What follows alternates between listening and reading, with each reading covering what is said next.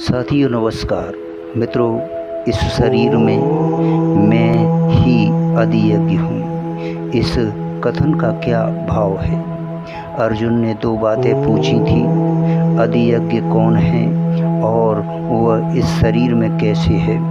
दोनों प्रश्नों का भगवान ने एक ही साथ उत्तर दे दिया।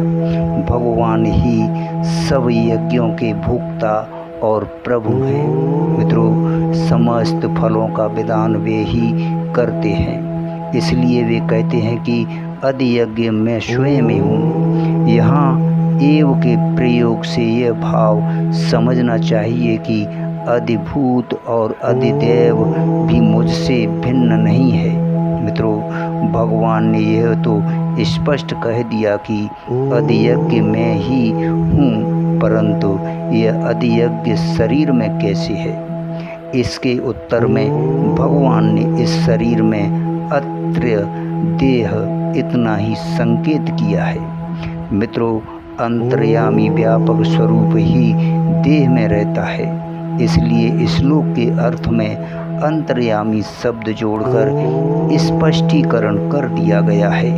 भगवान व्यापक अंतर्यामी रूप से सभी के अंदर है, इसलिए भगवान ने इसी अध्याय के 8वें और 10वें श्लोक में दिव्य पुरुष तथा 20वें श्लोक में सनातन अव्यक्त कहकर 22वें श्लोक में उसकी व्यापकता और सर्वाधारता का वर्णन किया है। मित्रों, 9वें अध्याय के 4 में भी अव्यक्त रूप की व्याख्या व्यापकता दिखलाई गई है। यहाँ भगवान ने अपने उस अव्यक्त सूक्ष्म और व्यापक स्वरूप को आदियज्ञ कहा है।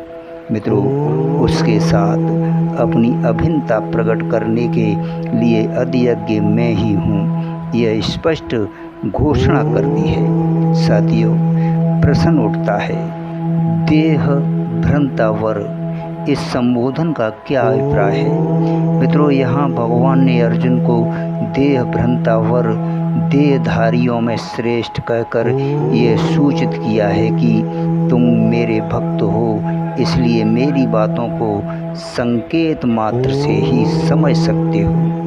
अतः एवं आदियज्ञ में मैं ही हूँ, इतने संकेत से तुम्हें यह जान लेना चाहिए कि ये सब कुछ मैं ही हूँ। तुम्हारे लिए ये समझना कोई बड़ी बात नहीं है। धन्यवाद, शुक्रिया आज की शुभ यात्रा में।